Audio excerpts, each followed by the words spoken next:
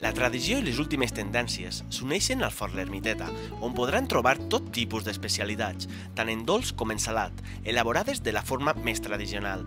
Ara, com a novetat, també pots trobar menjar per emportar, una forma còmoda de gaudir en un menjar casolà.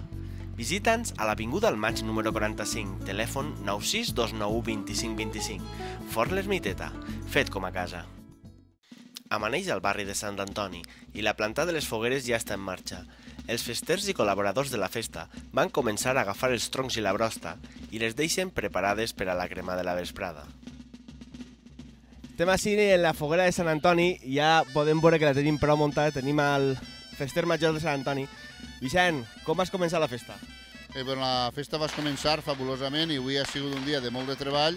Des de les 7:15 estem ja així tirant l'arena, està baixant la llenya en els camions i com podreu veure, darrere de nosaltres ja està la foguera principal, símbolo de Sant Antoni, ja pràcticament acabant-se. A l'acabar, tots els participants es reuniren per esmorzar. Dins de la festa de Sant Antoni encontrem actes tan diversos com aquest, que és el bordat en malla.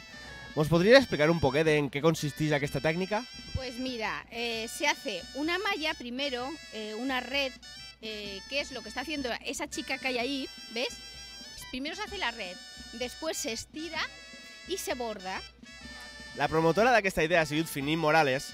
Conta'ns un poquet de què va vindre esta idea.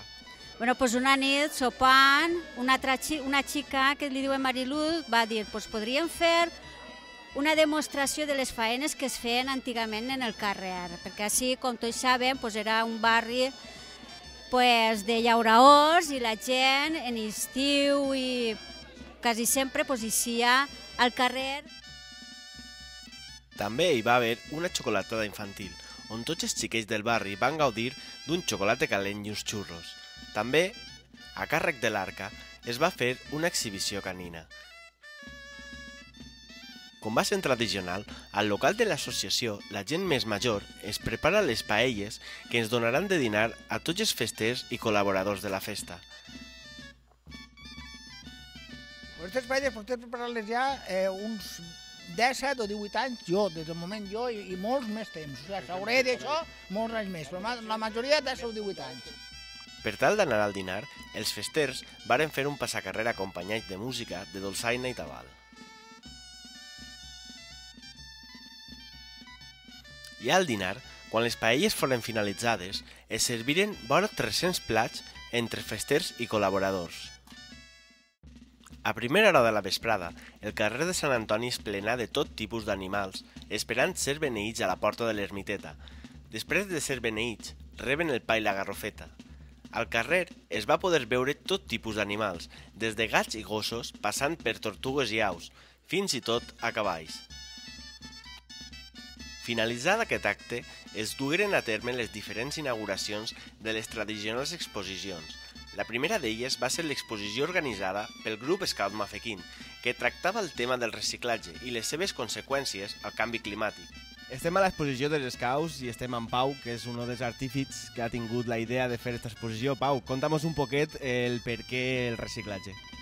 Bé, doncs estem en un grup scout que treballem en xiquets, i un poc totes les exposicions les fem sobre temes del poble i enguany hem volgut fer un tema que vagi un poc més enllà i que tracta de dur un poc a la societat tot el problema de residus, el problema de la sostenibilitat.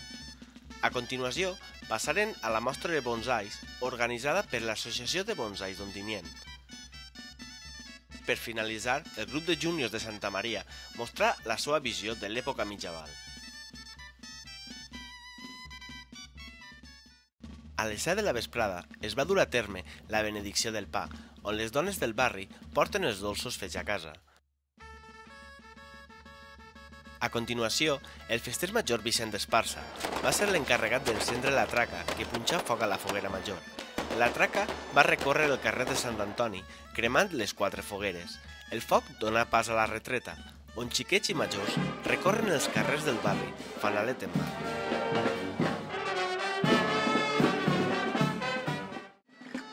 Després de sopar, comença la dansa. Aquesta va comptar amb un gran nombre de balladors, fins i tot de pobles del voltant, i acompanyats per quasi 30 dolçainers. Per què la dansa de Sant Antoni?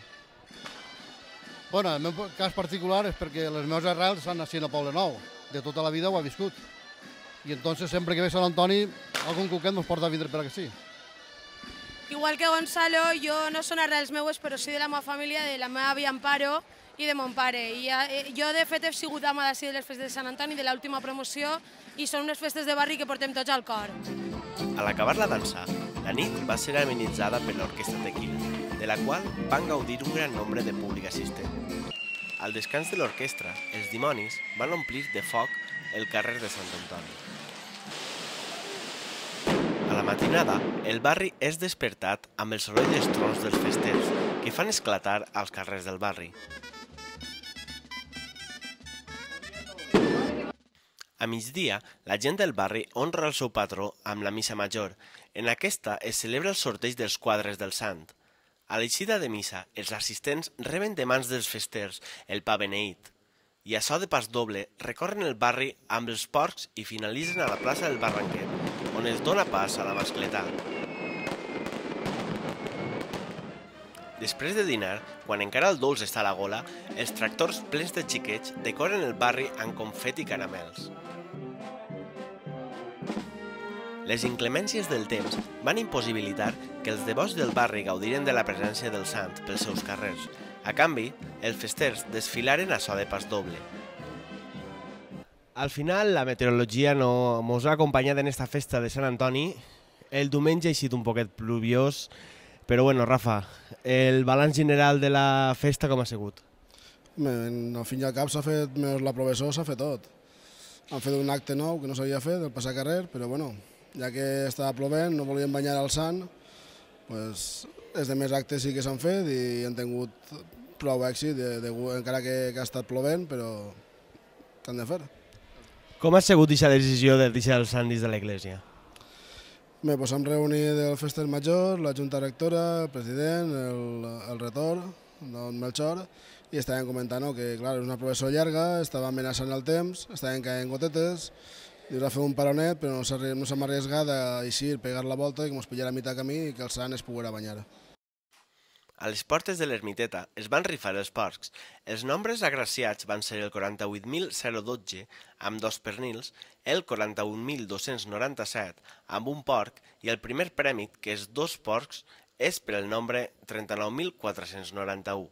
Un castell pirotècnic va finalitzar la festa omplint el cel de llum, color i foc.